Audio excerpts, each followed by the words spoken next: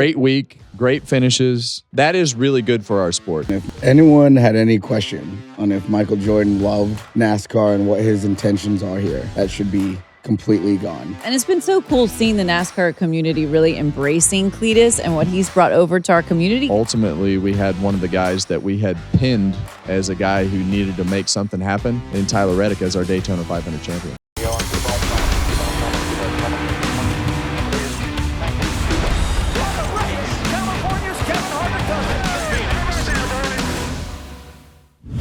Welcome to Kevin Harvick's Happy Hour, presented by NASCAR on Fox. I'm Kevin Harvick. She's Kaitlyn Vincie, and Mamba's here. Yep, he is here. Hey, you nailed the open. Got it. Yeah, got it down. Look, it's Excellent. been a whirlwind. We got stuck in Daytona last night. When we drove out from the booth, it started raining. Yeah. And by the time I got dressed and was driving to the airport, they said, "Don't get in a hurry. Airport shut." So we sat there for like 3.5 hours waiting for the airport to reopen. There were some pretty nasty storms that rolled through there. So kudos to everybody on our team from Fox and NASCAR pushing that race up to get the whole race. It's been a long time since we had a Daytona 500 go off on time. And we had Hallelujah. a treat. Yeah, we had a good one. Yeah, it was a busy speed weeks for everybody, right? Yeah. Speed week, I guess. And I had to move. Kevin's talking about the, almost getting caught up in the rain. My flight got delayed. And then I moved. I had to get permission from Ram to jump early so I could make sure I made it to the show today. And they were like, "Yeah, no problem. We appreciate it." I'm like, "Thank you guys so much." So I jump on the standby at 1:30. I get there.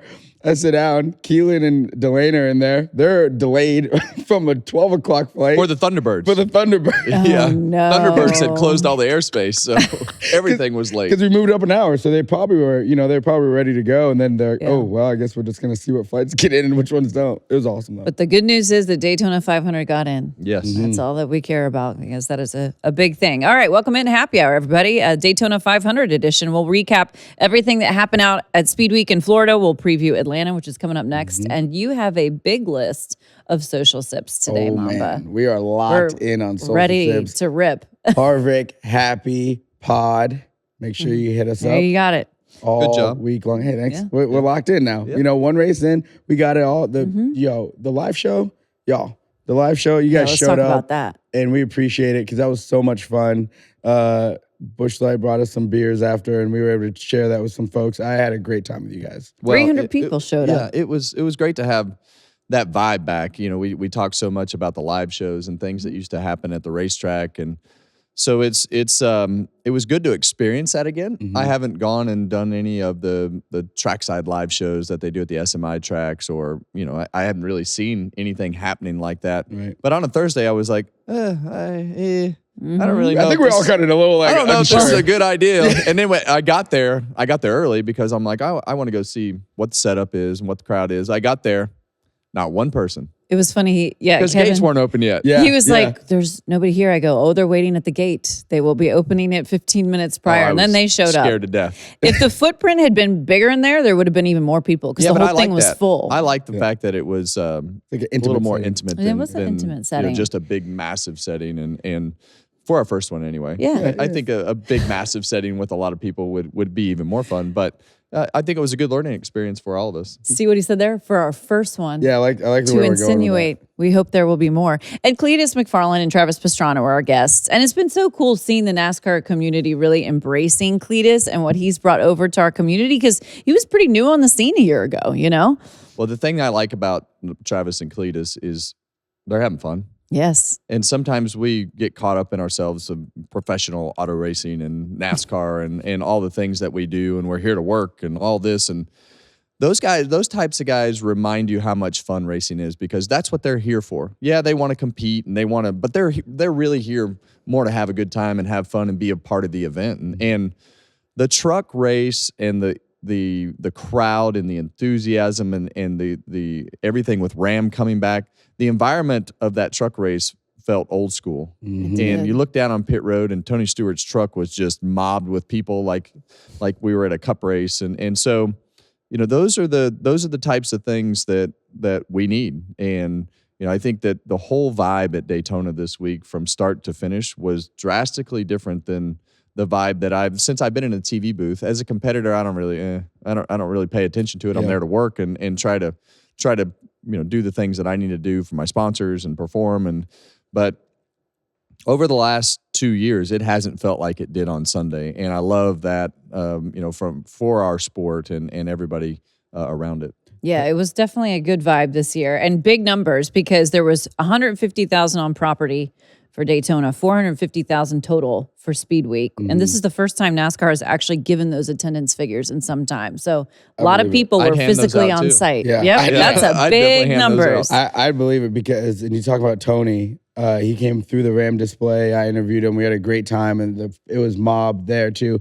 We ran out of Tony Stewart merch on Thursday. Really? They shipped it in for Friday. Oh, wow. We ran out of merch for a lot of other stuff Friday, shipped more stuff in. So like the vibes that I think when you blend what happened to start the year or end of last year, right? And then we're flipping the page. And with Ram coming in, it really helped flip the page. And then the new moniker of what we are, the hell yeah. And it's like back to that. And you could see that. And then you talk about the live show, the fans in there. I got to give a shout out to Colton. Oh yeah, Colton. Word of the week. I gotta get this in. Word of the week. This kid had 2 words that he thought we should do. It was I'm not gonna tell you because we're just gonna play. Yeah. Matter of fact, let's just play the word of the week right now. I think as we talk about the strategy here at the beginning of this race and this fuel window being so close to the end of the stage, I think if you were at the end, you might see some different strategy. But listening to Alan right there, it sounds like it would take a lot of bullocks to be able to convince yourself to run to the end of this stage. Look, I put a lot of trust in you guys. I've received a little feedback, not very much, because most people don't know the word. But I think the people who do know the word were like, I can't believe you said that on national television. I'm like, because of what it means. I have no idea what I said, but I know the meaning of it, but I don't know, what the impact of it is in different countries. So I don't know. I put a lot of faith in you guys. So if we get in trouble, Listen, we're not my fault. We're worldwide. It's on you. And we can talk to Will about it, or we can talk to Will Buxton will probably help you out, make sure we're in the same vein. And then that was the word that he suggested, but he also suggested Colton. Okay. The fan. Colton suggested that during the live show. But he also suggested a second one. Really? And you pulled it out. I didn't think you were going to do that. We got a bonus word of the week. Let's run the second one. Yeah, no smaller groups, Clint, they're really not doing that bad. It's not losing as much time as I actually thought they were going to do. As now you're seeing that serpentine of the cars that split out to try to make those big groups weave their way through them, and they've done that. Now they're all attached together.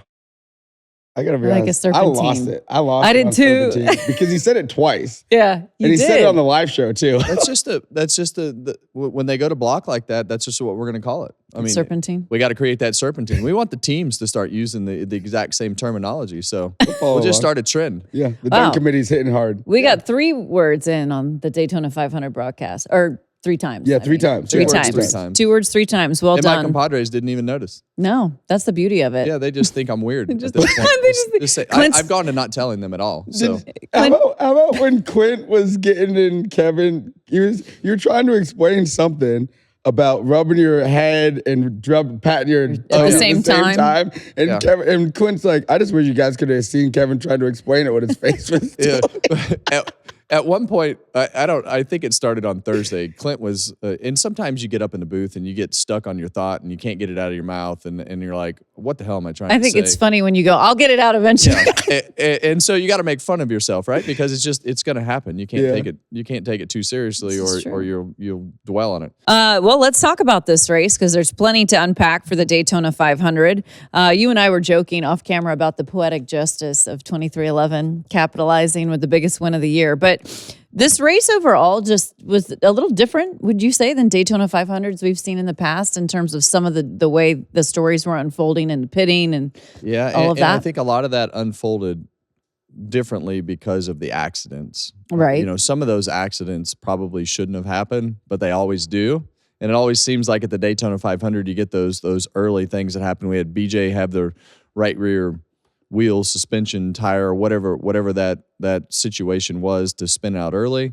And then you had, the different accidents at strange times in the first 2 stages. And then the strategy really started to set in the third stage to position themselves. But at that time, we'd wiped a bunch of the Chevrolets out, a bunch of the guys that we thought might be contenders.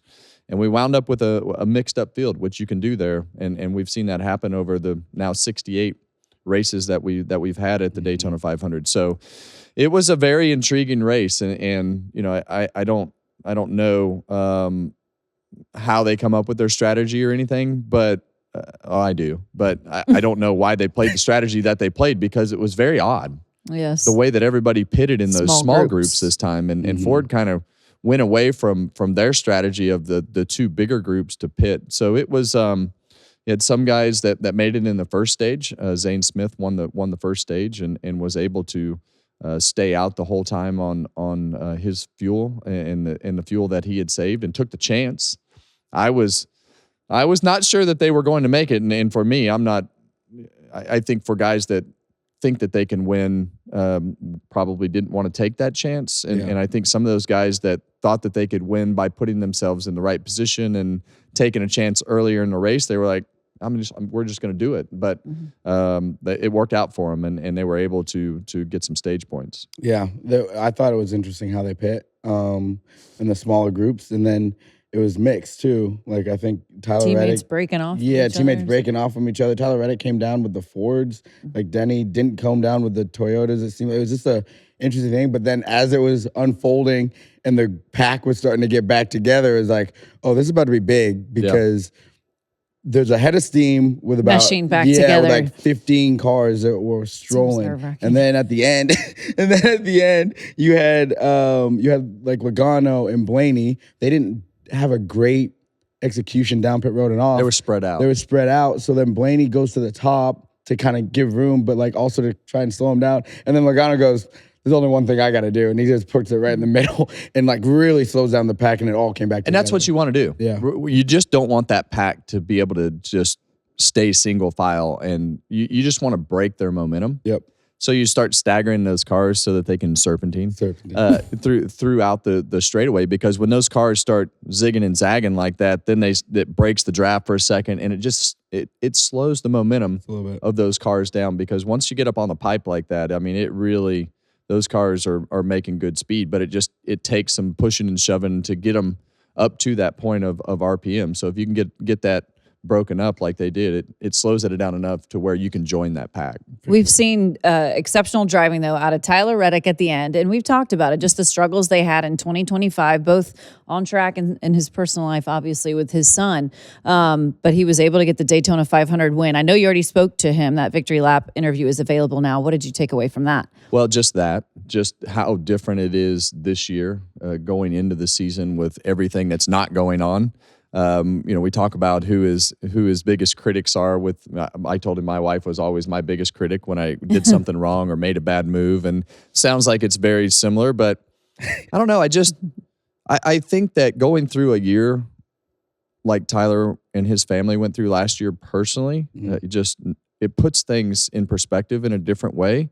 And we all go through those times of reality checks that mature you. As a person, hopefully you get more mature as you go through time. And typically, half the drivers are late to their interviews. And today, Tyler, I was sitting in the makeup room and getting ready for the show, and Tyler was 10 minutes early. Very prompt. What do you mean he's already on? But so I asked him, I said, man, you're on dad time, huh? He said, yeah, I needed to change some things that I do to really get my life in check and try to grow up and be more responsible and do things in a different way. And when I start hearing those conversations about people, that's when I'm like, okay, this guy's ready to really take control and be the leader. And when the driver's the leader, we always talk about the driver's personality is exactly how your team acts. And when the driver's early and the driver's on time to meetings and the driver's asking questions about how things are going, the driver's setting the example, the team takes on that personality. And I think that Tyler Reddick has a different vibe to him in that interview than what he has had in the past. And I think it's a relief, for him to have his family personal stuff situated, the 2311 stuff not being in a lawsuit this year. And he mentioned this, that they've had some hard conversations about things that they need to get better at. He also mentioned the road course stuff with SVG. He just threw out there the whole short track problem that they've had with the brakes and what they need to fix as a company. They've had some tough conversations, it sounds like to me, within that organization with this 45 team. And, Reddick being the one that is like, hey, I need to be a little better myself. And when you can start analyzing yourself by everybody else's critiquing you, it makes a big difference in who you are. Yeah, he talked about, when you're racing in 2311, you're expected to win a lot. So last year was tough for them, but this is such an iconic moment, I think, to seeing Michael Jordan in victory lane at the Daytona 500 winning. He came into the sport obviously a number of years ago, but just having his presence there and what he's been able to bring to that organization, it's pretty neat to see that moment culminate together on the NASCAR stage. If anyone had any question on if Michael Jordan loved NASCAR and what his intentions are here, that should be completely gone now.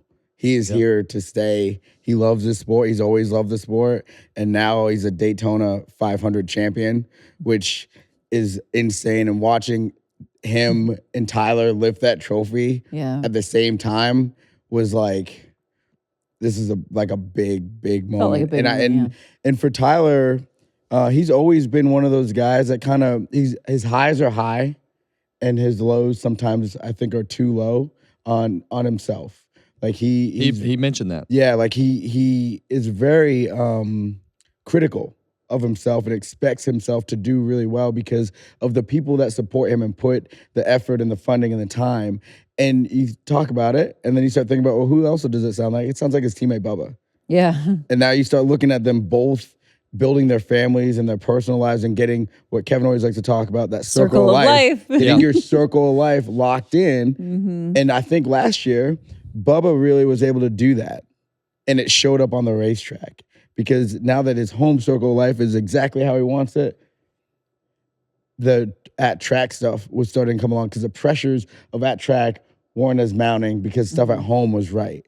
You know what I mean? And I love that, hearing that Tyler sounds like he's going down that same path. And I think those two guys can really, they're in the same time frame of life.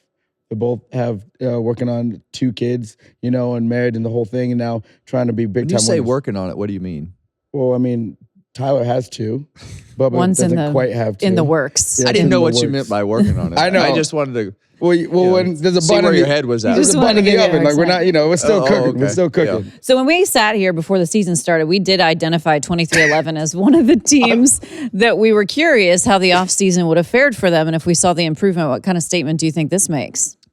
Well, I want to go back a little bit to my favorite moment of victory lane and just how ironic this whole scenario is with NASCAR in 2311 because Jim France and Michael Jordan shaking hands and Jim France and Denny Hamlin shaking hands.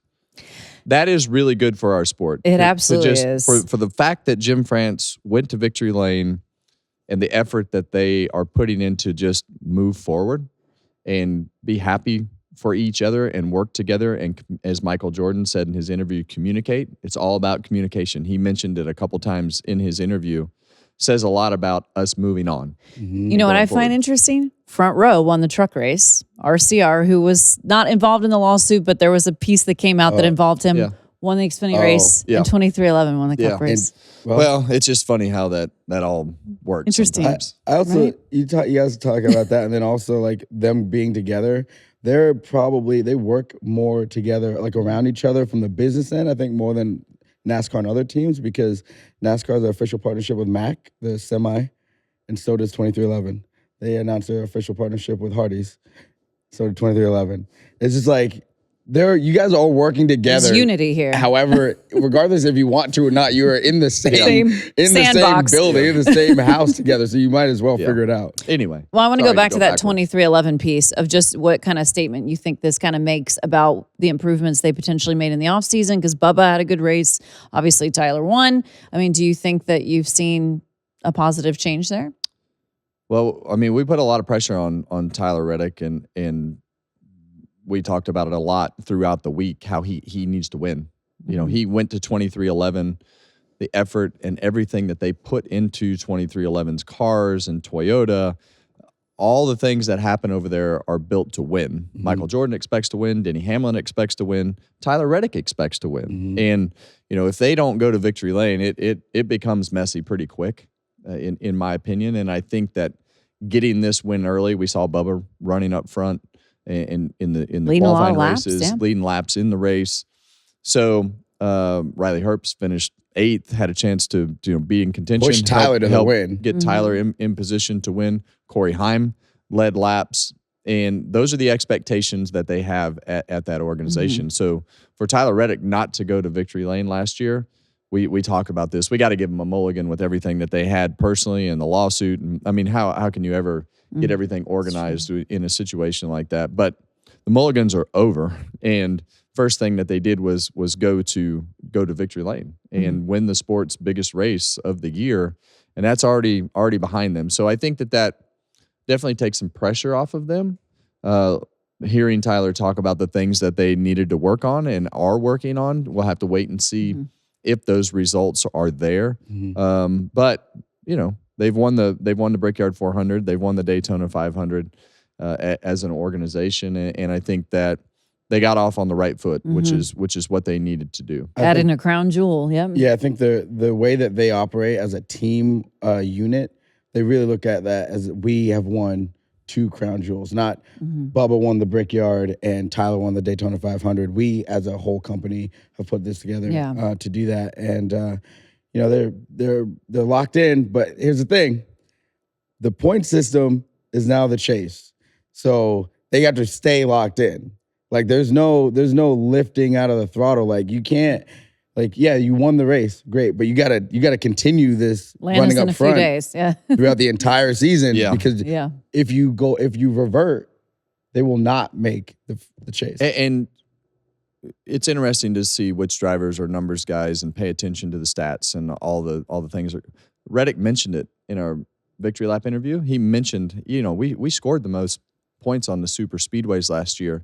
They're already thinking about what they're good at and know that they need to get better at certain things, but he was very well aware of how many points and the way that this is all going. So he feels like it's his style. He's like, I get the reputation of being the daredevil, taking chances, DNFs. He's like, that's not how we've raced the last few years. We've been piling up points, and so it was interesting to hear him think that he was in a good position for the new chase format. We've talked about 2311 needing to get a win. We've also talked about it with RFK Racing, which obviously Ryan Preece had a very good performance at the Clash. But I was impressed with Brad Keselowski, who had a top 5 yesterday. We know he's going into the race sustaining an injury, walking with a cane even. Yeah. But he's good on these style tracks. But I mean, I thought that showed a lot of strength there. And Preece was in a position, I thought, to be a contender on Sunday up until he wrecked that car. When he got out of that car on Saturday and talked about how slow it was and how it wasn't where it was before the accident, I thought that they were in trouble. Brad was always, I felt like he was in a good spot all week with his speed and his car and everything. And the 17 car, Chris Buescher. Backup, their backup car, he felt like it was better than his primary which is car. wild to think about. And so you never know exactly where the details of those cars are going to come out as far as how they perform on the racetrack when you unload them or fix them at the track. So I felt like Brad. I feel like he knows that there's limited opportunities for him to win the Daytona 500 again. I think going and getting back in the car was very motivating for him physically and personally to try to work hard enough to be in that position. So that's a tough scenario with an injury like that, where he broke his leg. So it's always interesting in our sport. I feel like injuries can be very motivating to get yourself in a better spot with things, but you also want to prove everybody wrong that you can be in that car. I think we'll know where Brad is when he gets to COTA as far as where his leg is. I think Daytona and Atlanta are best case scenario for his injury and everything that he has going on. But COTA is going to be extremely difficult, I believe, for Brad, and not their strength anyway. Yeah. As far as performance in the past, but we'll know exactly where Brad Keselowski is when we get to Coda. Yeah. Shout out to RFK because they also added that fourth car that brought a lot of speed with What a LaJoy. heartbreaker for Corey LaJoy. Corey, you know, In the qualifying yeah, race, in the for those of in you the duels, don't know. in the duels, did everything he needed to do to make the duels. Brad kind of shuffled, I think Chandler Smith out of the way because we needed to get our guy in here, and they were right there. They were doing it, and just caught up in something. And it sucks because Corey has limited opportunities too.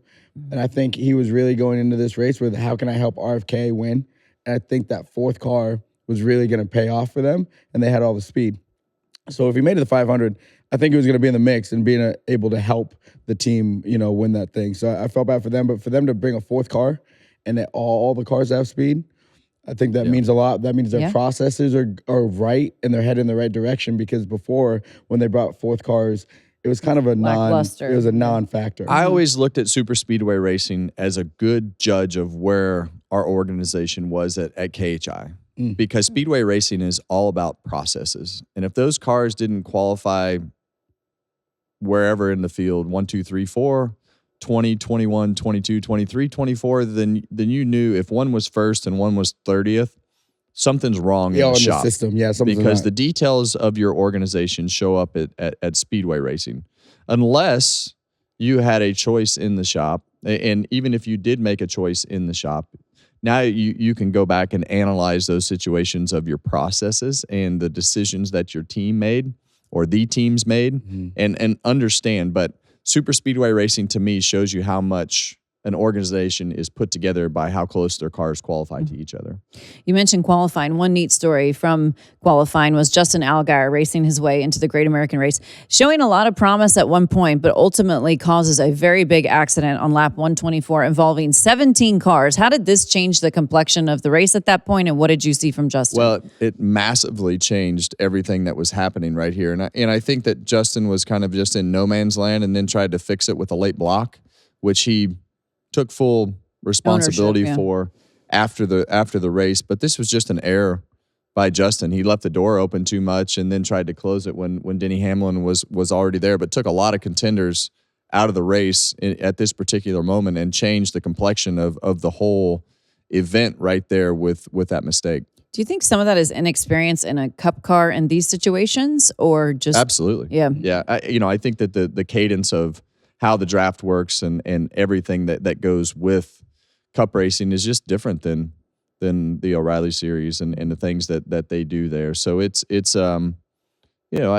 want to. It's one of those scenarios when you don't do it every week. It's hard to do and understand exactly how everybody does it. Yep. Especially when you're at the front. Yep. And you're trying to get in those controlling the race type scenarios. How you control an O'Reilly race is way different than how you control a cup race. Yeah, and he's racing with the best in the world at this.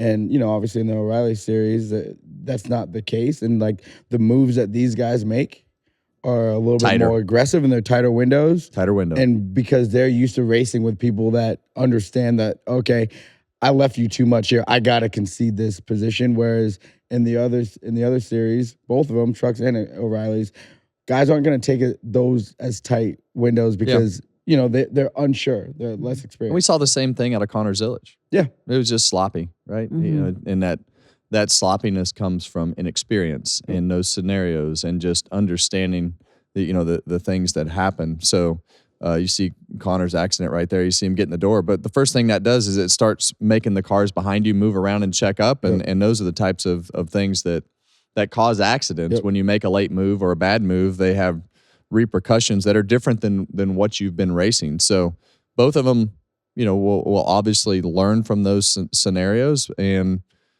get better as they move forward. I will say the turbulent air off of 4 and just how it flattens out, like a lot of things happen. Well, the wind was blowing 1,000,000 miles an hour. That was crazy, and I didn't know that. I don't know if we ever officially recognized that it was the windiest Daytona 500 in history.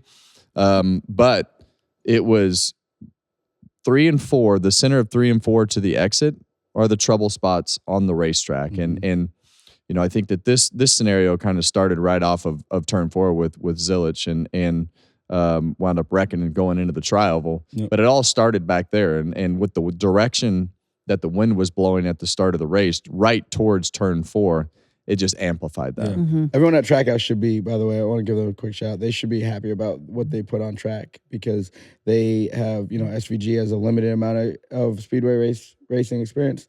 Connor has virtually none in the Cup Series, and their cars were fast and they ran up front and they did up until that part exactly what they want to do. So. Once those big incidents took place, then with 20 to go, the pit cycles began. We kind of touched on it briefly of these much smaller groups coming to pit road. I know we have some footage of that. What do you think was the rationale behind I have no these idea. groups? I think that I'd be curious to know. They would probably go back and try to do it differently, but it seemed the whole strategy thing seemed very scattered throughout the day as to how they pitted, when they pitted, who they pitted with, and totally unorthodox from the things that we've seen in the past. So I never really got a good reason as to why it went the way that it did, but it was very disorganized. And then towards the end of the race, there were actually 2 incidents on the final lap. Chase Elliott looking like he was in position at one point to get a 500 win. What did you see from all of that? Well, unfolding? I do want to give a shout out to NASCAR before we start because I didn't really know how this was going to go, and they were consistent in how they called all 3 races, all the races this weekend by not throwing the caution if the car wasn't heavy impact and giving those cars a chance to get going, letting cars with flat tires drive around the racetrack. I don't care how you call it, as long as it's consistent. That's it. And they were consistent all weekend, and I appreciate that. And I think it comes across a lot better. But on this last lap here, at one point I thought Hocevar, when they took the white flag, I'm like, Hocevar is going to win this race. Yep. And then they wiped out. And then I'm like, oh, is the caution's surely going to come out because of all the cars that wrecked, and I didn't see the impact and everything that happened. And then I'm like, oh, Stenhouse, he's going to win the race because the caution's going to come out and he's leading. And then I realized the caution's not coming out. Chase Elliott's going to win the race because he's got all the car length. He's got all the car lengths, and then all of a sudden, here comes Tyler Reddick with a massive run off of turn 4 and winds up winning the race. So there was just and we had a great video of Jeff Gordon up on top of the just about to say that. Of his up and down emotions of everything that happened there at the finish of the race. So great week, great finishes.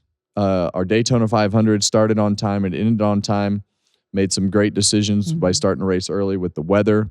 And ultimately, we had one of the guys that we had pinned as a guy who needed to make something happen in Tyler Reddick as our Daytona 500 champion. Yeah. A lot of positives here I'm hearing, guys. Yeah, no, I mean, it was just great. I almost tweeted while they were coming to the white. No, coming to the white. So let me ask you this: is it a tweet or is it? I mean, how do you call a post on X? Is it still a tweet? It's just a post. It's just a post, but that's how my brain's working today. It's just randomness, stuff that really doesn't matter that can just screw the show up and make it better though. It just always felt full of no information about anything that has anything to do with racing. As he's taking just like over here, Grandpa over here with his face on it. with his face on it. I thought that for sure Spire had it because I'm like, oh.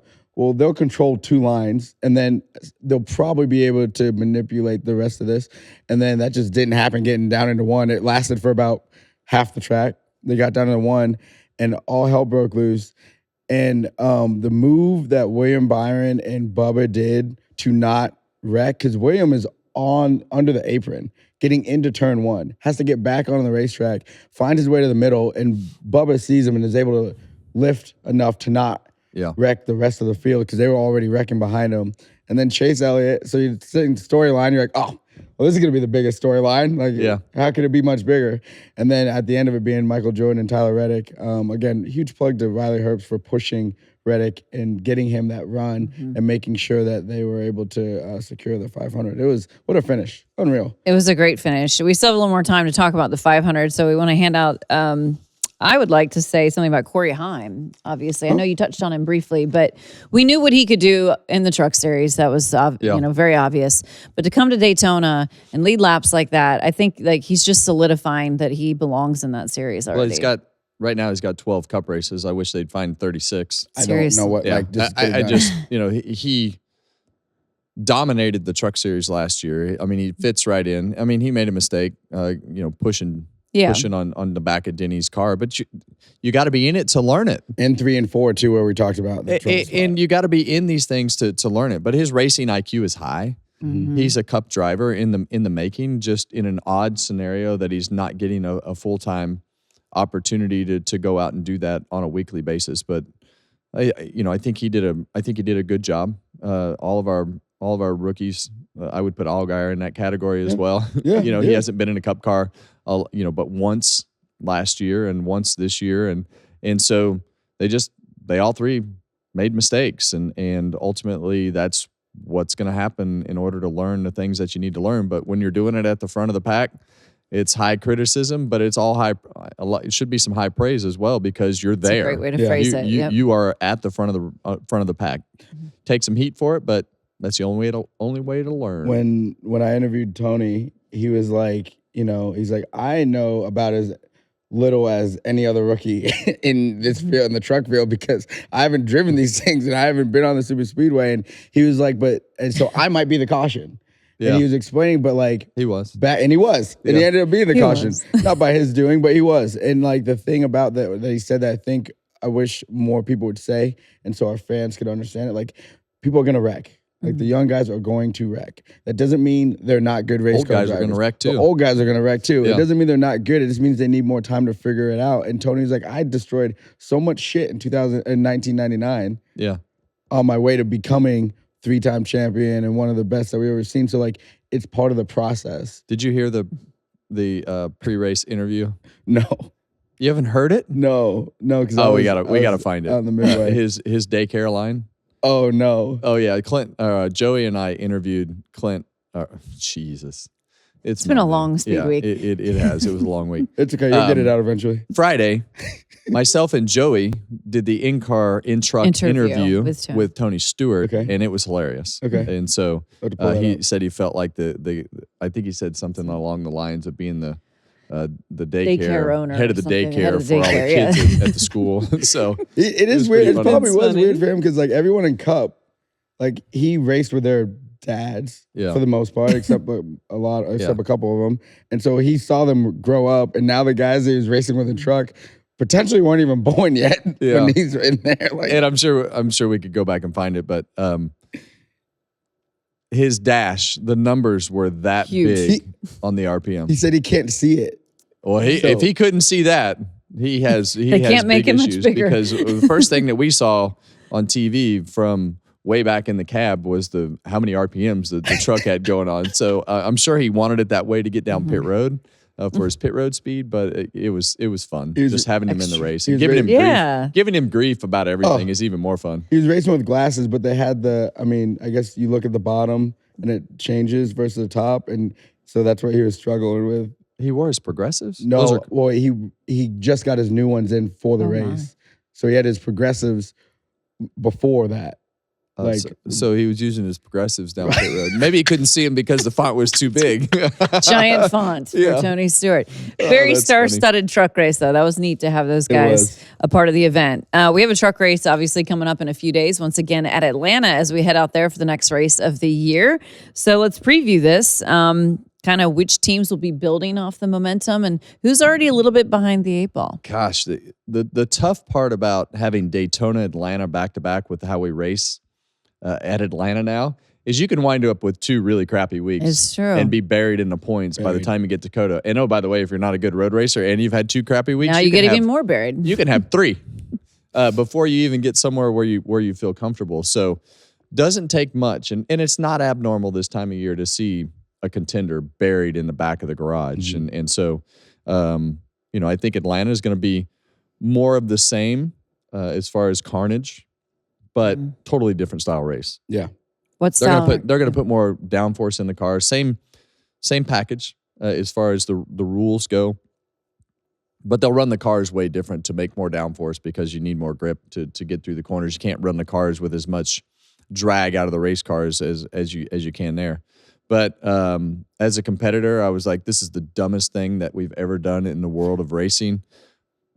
but it's turned into the coolest race on the schedule. One of the best races. It is turned into the coolest race. Wide almost every time coming to the line. And the way that you drive Atlanta and the way that you go up the kind of skateboard ramp up in 3 and 4, and you can run middle or the bottom, and as the weekend goes on, the groove just goes all the way to the wall on both ends as far as what you can utilize. But the way that you drive Atlanta, and you have to lift going into the corners so that you don't run over them and give yourself a little bit of air on the nose in order to keep the front end turning, and the way that the car is draft and how you have to push is very different than the things that you do with Daytona. It makes me excited. I see that. Because I see him lighting up. It is just super intriguing to watch how the things that they have to do and the way that the car has to handle. There'll be some guys that qualify up front that can't drive their cars because they're out of control, and the crew chiefs all want to make their car run really fast, and the drivers are on edge the whole time. There's just no way that you can make the car comfortable, and it's just right on the edge of the cup cars are right on the edge of spinning out at any moment because they just get light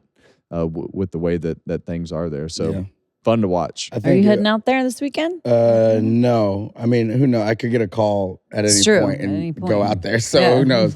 I think it was Steve Letarte that said it's speedway racing on steroids because it's like packed and the moves are so quick. Happens and things faster. happen so fast. And when someone gets out of the gas, you're in it. Like the closing rate is different. I was talking to Cliff Daniels in the garage about this because we have back-to-back speedways now.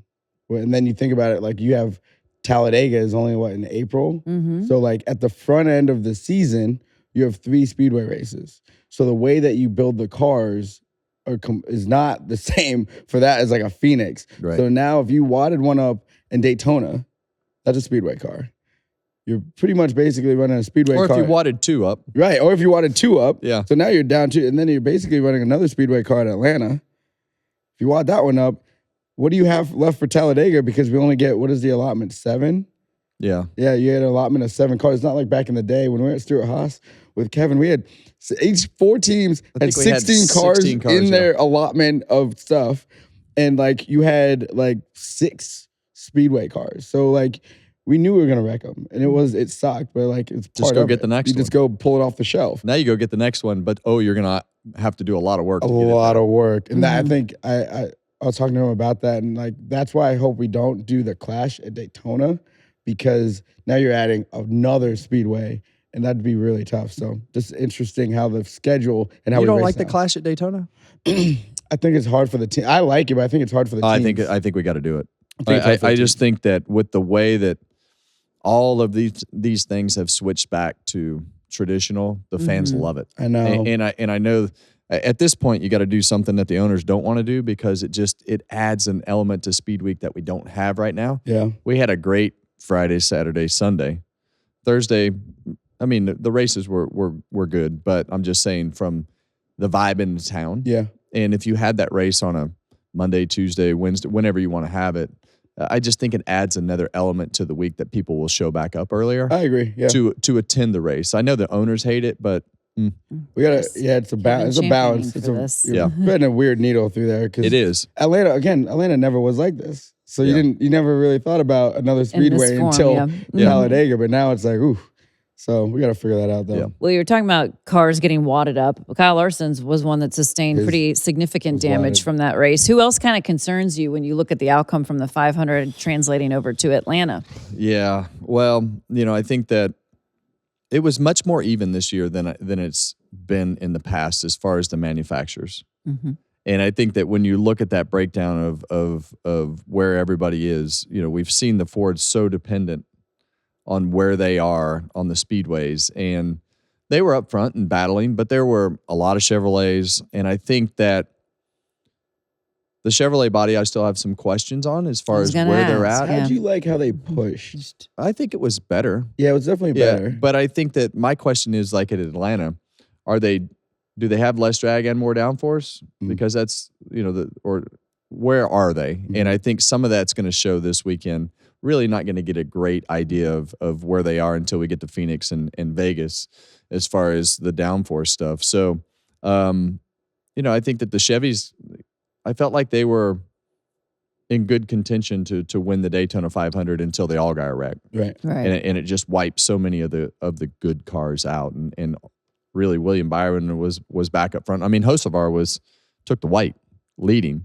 So, I mean, it very easily could have worked out. But I still just want to see what's happening. They performed well at Daytona. But, yeah, I think when you look at the points list, I mean, it's too long to name as to who you're concerned with if they have another bad week at Atlanta. Yeah. So kind of have to just put this one aside and say, okay, the Daytona 500 is over.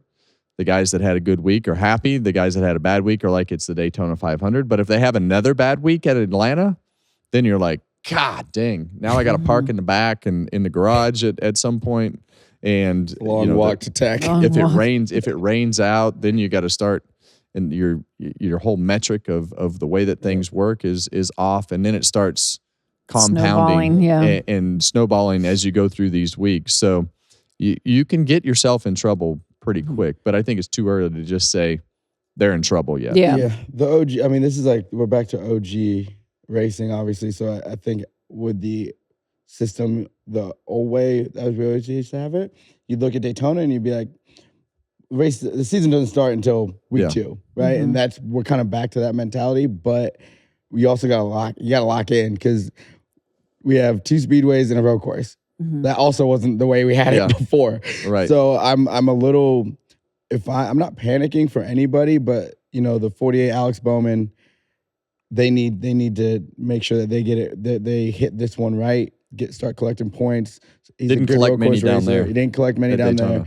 there. Chase Briscoe, obviously we expect him to have a lot of speed again this year, but they're behind the 8 ball to start it, which they were last year, for the most part last year, and got it going. So those 2, and then Ty Gibbs.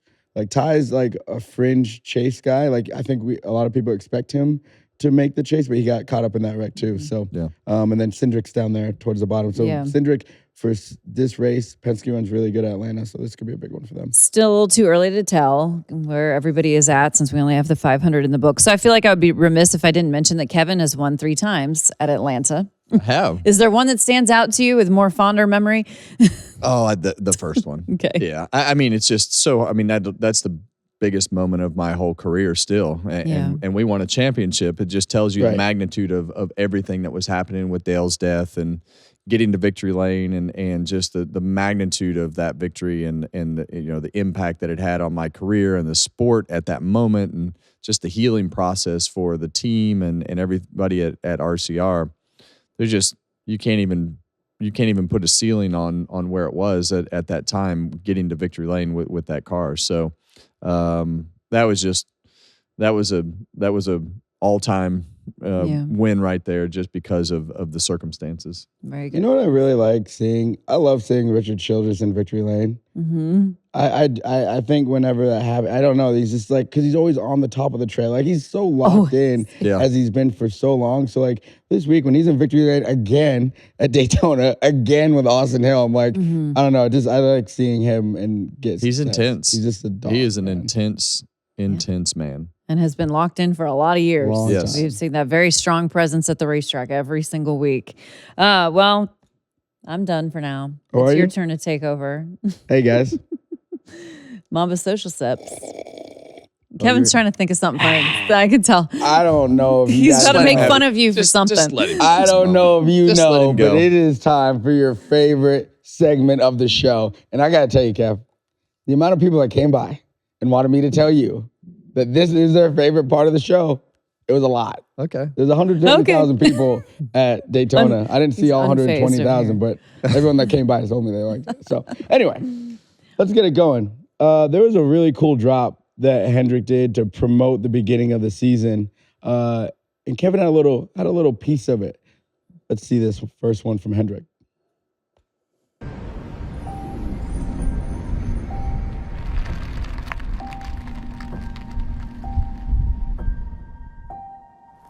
It's been too quiet around here. But that's good. Let's start at the top. When you look at Rick Hendrick and you look at everything that he's got structured, they have a great leadership group. They've just done a great job. The work starts when no one is watching. All right, you got to give everything you got.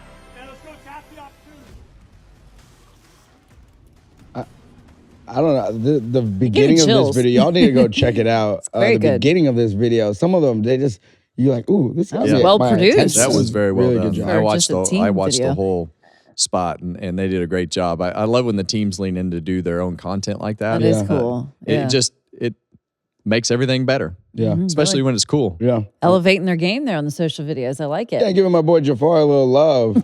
You know, I like that jacket he that had. jacket the, was the clean. metallic. He's a tire changer, right? Yeah, he was on Larson's. Well, he made the championship. switch. Yeah, he was part of the switch, He was right? part of the Okay. switch. So yeah. he's He's got that cool factor. He does. he does. It's weird that you notice that. Yeah. You know, You better be careful. I don't think so. I don't think so. I don't know.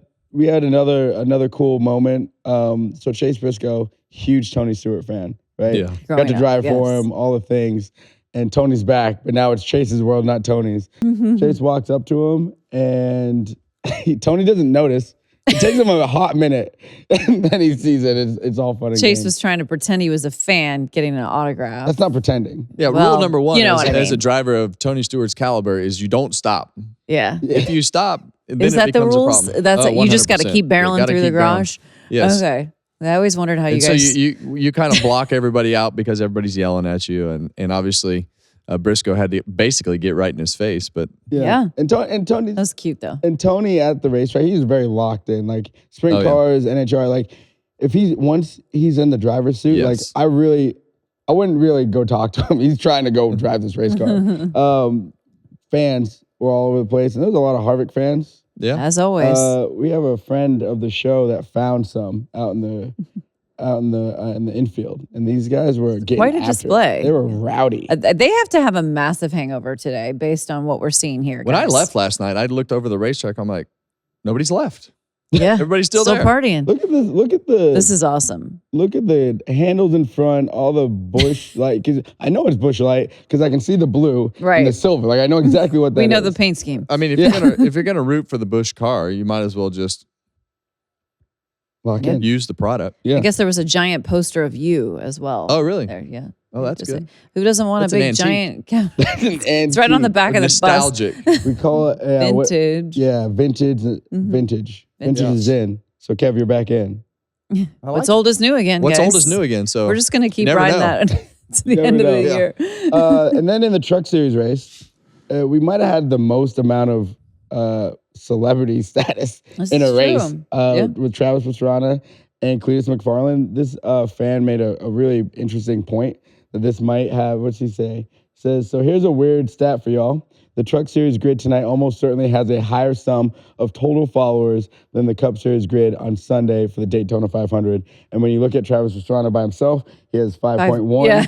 And then Cleetus McFarland, I don't know what it is, but I know his is ridiculous. yeah. That's Well, interesting. it was, and like we talked earlier, I love the fact those guys are really exploiting the fact that racing is fun. Yeah.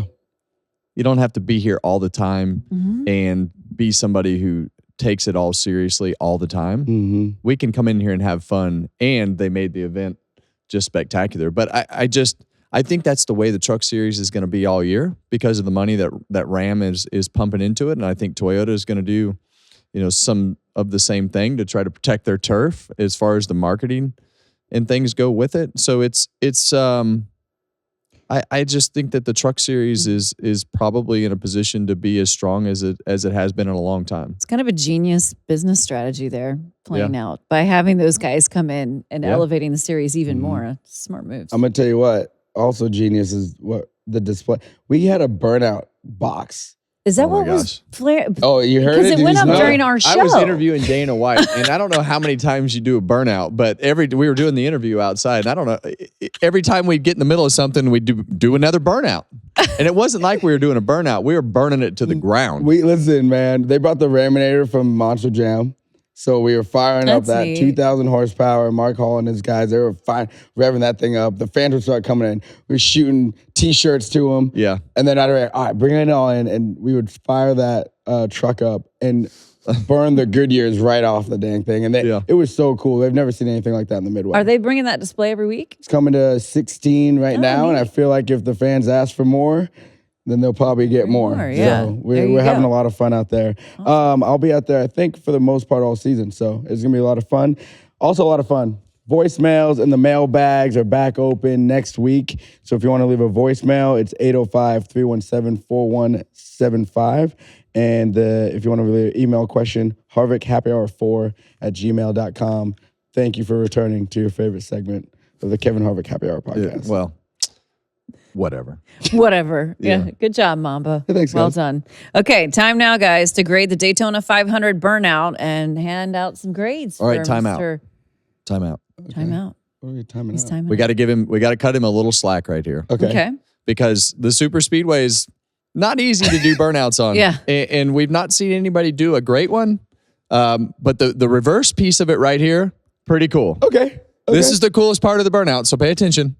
Because the rest of it's no good. The rest of it, no good. Yeah. Is that really a burnout? That's not. It doesn't matter. Okay. It's just the cool factor of just spinning around, slamming that thing in reverse and backing out onto the racetrack. Awesome. Mhm. The rest of it, Not so much. it's the Daytona 500, so you don't have to apologize. But it's Yeah. impossible to do the burnouts up on the banking like that. Like you got to get on the apron. And their gear ratio isn't really great for. Yeah, just the getting- power and everything that goes with it isn't conducive to doing great burnouts. You know what? So the way that 2311 does their sponsors and like they put them on the different primaries for almost all their drivers. That's one. I think it's what Chumba Casino. I think that's what it is. They won with Bubba at the Brickyard, and now they I won heard the Bubba say that afterwards. It's like, man, as a sponsor, how lucky can you know how many people? What else just could want you ask one, for? and Yeah. you get 2 crown jewels. Like, Pretty it's awesome. It's pretty amazing. great. Okay, so what is the grade? I think it's I feel like an NA, like a not. Not available? Yeah. Like, I mean, what did we grade the last one? I mean, this is the burnout itself was probably a D. That's what. It was pretty bad. Okay, Yeah. so But the cool factor was with the reverse part. You know, that'll get it up a little So bit. But when you add the showmanship part, because that does matter. it does matter. Let's give it a solid C+. A C+. C+. So are we determining at this point in time that we are sticking with a grade Yeah, system we're going or grade a school number? grades. With Yeah. school grades? Grade school. Yeah. Old school, grade school. I There mean, we go. we All never right. made it out of grade Cool. school, so We're we're just going gonna with stick grades. You know why that works too is because at the end of the year with our So much easier to superlatives, keep track. the fans, the closers are voting on it, and so we're gonna put on our top 5. It's or easier whatever. to explain. All right, guys. So that's the burnout. Now it's time to look at the points, which I know you don't want to look at them because you hate when I do good. But I am currently leading because I got 6 you are? points Well, as for. long as he's not winning, I'm fine. Okay. The For reigning Chase champ. Elliott, you guys picked the Ryans, Blaney and Priest, and Yeah. obviously we know what happened there. You know what? I'm a little pissed about this situation. Why? Which situation? I'm just I don't like losing. I don't like taking more time to win or get things done. I'm a little pissed. The good news is you're getting used to losing. That's not. That's not true. She's our champ. So so now that you're the reigning champ and you're leading the 6 clubhouse up right now. do you get to? Are you gonna go first? I can go first for our picks at Atlanta. I'm going with Joey Logano, 2-time winner at Atlanta. Started on the pole last year. He got involved in a crash, but he's won recently in 2024 there. I think Joey. I think I think that there's a lot of questions about the Chevy, but I like how fast they were, and I got to believe that they designed that car to be more efficient from both aspects. So I'm thinking a Chevy. I'm going to go with Kyle Larson. I like it. Okay. Kyle Larson. Okay. Yeah. Okay, Mamba, Um, last man. I just talked about how I love seeing Richard Childress in Victory Lane. I think there's a little magic in the air. 25 years after Dale passes, the 3 paint scheme. I don't know if it'll be the same this week, but it kind of reminiscent of one of Kevin's old schemes. It is. Yeah. Let's give like that. it to Austin Dillon. These Let are him good win picks. somewhere outside of Richmond. Let's go. Let's There get you it. go. I like that. We'll have That'd to be fun. Could be That fun. would be fun. Any of these would be fun if they got it done. Make sure you don't miss Kevin's interview with Connor Zilic. You did tape that before the clash, but still great stories in there, right? Yeah, well, he's had a lot of intrigue. Obviously, he got a reality check at the Daytona 500, and he's going to get a few of those this year. But kid's got a lot of potential to be great, and I think as we go through the year, he's going to just get better and better. But it's fun for me because I know him pretty well. Yeah. But to hear his story and his parents are not. It wasn't a racing family. His dad's a banker. Isn't that wild? I mean, he did not come from a racing family, and to see his talent is pretty cool. Yeah, don't miss that on Thursday. And make sure you subscribe to our new YouTube page for the Harvick Happy Hour. And we'll see all of you after Atlanta.